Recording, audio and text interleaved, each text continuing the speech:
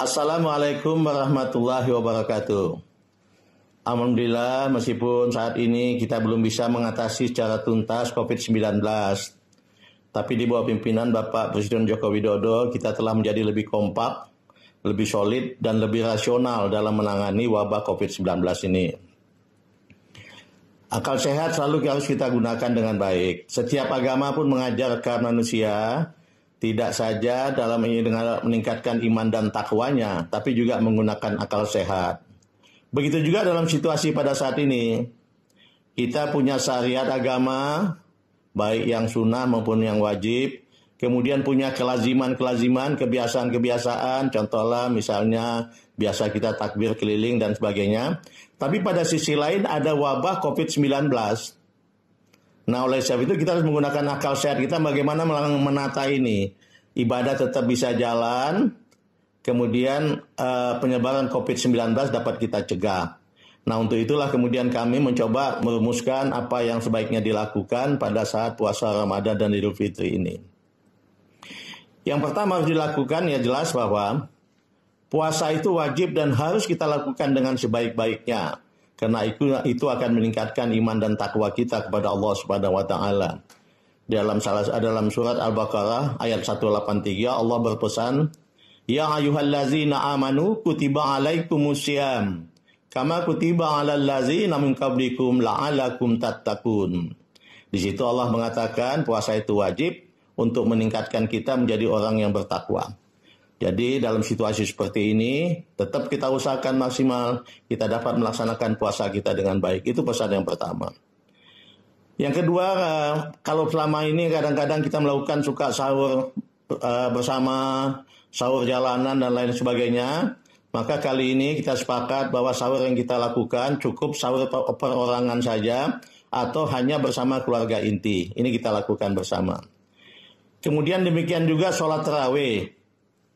Sholat tarawih ini sebenarnya pada era Rasulullah hanya melakukan sholat tarawih berjamaah di masjid hanya 3 kali. Selesai itu beliau sholat tarawih di rumah. Dan sholat tarawih berjamaah baru muncul kembali pada era Umar bin Khattab. Oleh sebab itu pada saat situasi kita menghadapi COVID-19 ini, ada baiknya kemudian kita kembali tidak usah sholat tarawih di masjid, kita sholat tarawih perorangan saja di rumah atau bersama dengan keluarga inti. Begitu juga tentang tilawah tadarus Al-Quran. Biasanya kita lakukan beramai-ramai di masjid. Nah, kali ini cukup kita lakukan di rumah masing-masing saja. Kemudian juga buka puasa. Selama ini kita suka kadang-kadang buka puasa bersama keluarga besar, atau buka puasa bersama teman-teman penjabat-penjabat atau teman-teman di kampung dan sebagainya, di perusahaan dan sebagainya. Kali ini kita buka puasa kita cukup dengan keluarga inti saja di rumah masing-masing. Kemudian demikian juga dengan nuzul Quran. Nuzul Quran ini selalu kita peringati dalam forum besar, misalnya di masjid, kemudian di balai-balai pertemuan, karena memang perlu diagungkan masalah turunnya Al-Quran ini. Tapi untuk kali ini kita isi di rumah masing-masing saja dengan berzikir dan berdoa begitu.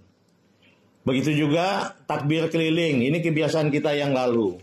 Maksudnya apa? Memang untuk menggemakan asma Allah itu dalam kaitan menyambut Idul Fitri. Tapi kali ini sebaiknya takbir keliling tidak usah dilakukan lagi. Kita cukup takbir melalui yang cukup menggunakan sound system masjid saja. Kemudian yang lainnya kita bisa takbir di rumah bersama dengan keluarga kecil kita masing-masing. Kemudian masalah iktikaf di masjid juga. Iktikaf di masjid memang disunatkan untuk kita lakukan terutama di 10 malam terakhir menjelang Idul Fitri. Tapi kali ini sebaiknya kita cukup zikir dan membaca Al-Quran itu di rumah saja, tidak usah ke masjid. Demikian juga tarawih keliling.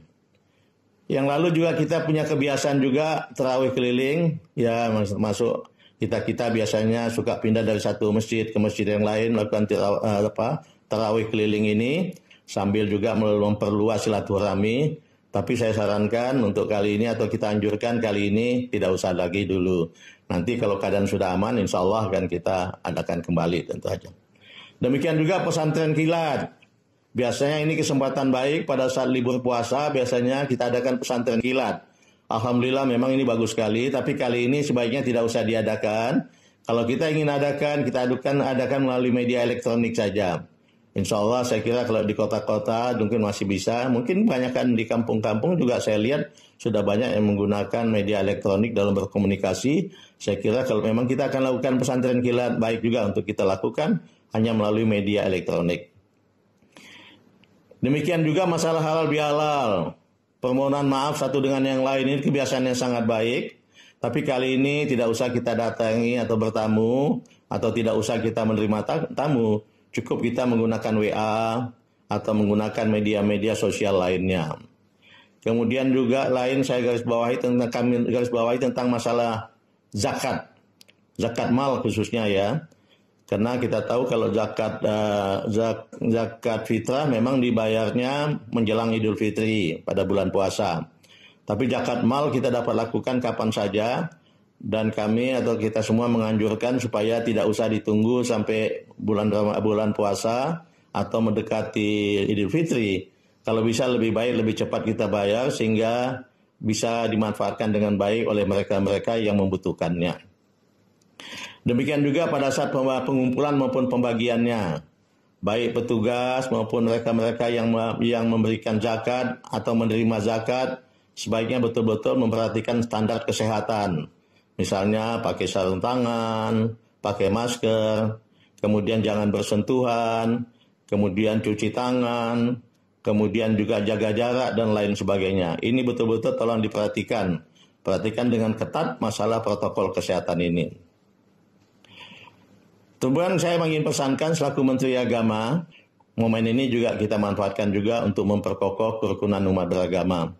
Karena kita tahu dalam usaha kerjasama kita seperti ini, kita tidak peduli pasien itu agamanya apa, atau perawat dokter agamanya apa, kemudian memberikan sponsor agamanya apa. Semua kita bersama-sama bekerjasama dengan rukun mengatasi COVID-19 ini tanpa memperdulikan agama ataupun asal sukunya pasien-pasien maupun perawat-perawat dan sponsor itu.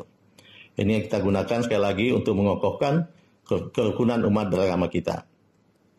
Kemudian kita simak dengan baik petunjuk-petunjuk pemerintah pusat, pemerintah daerah maupun lembaga-lembaga yang kredibel dalam mensikapi masalah COVID-19 ini. Mudah-mudahan dengan itu kita semua dapat melaksanakan ibadah dengan baik dalam batas-batas yang saya katakan tadi, dalam batas-batas menggunakan akal sehat tanpa mengurangi syariat agama yang ditentukan oleh Allah Subhanahu wa taala kepada kita. Sebagai penutup saya sampaikan apa yang anjuran yang saya sampaikan tadi itu bisa diabaikan seandainya sudah ada keputusan dari pemerintah pusat untuk seluruh wilayah Indonesia atau keputusan pemerintah daerah untuk wilayah masing-masing yang mengatakan bahwa situasi sudah aman, yang tadi bisa kita abaikan. Tapi sementara waktu tolong berpegang pada itu. Mudah-mudahan kalau kita komit, kita sepakat melakukannya dengan baik, insya Allah syariat agama dapat kita lakukan dengan baik dan penyebaran COVID-19 dapat kita hindari bersama.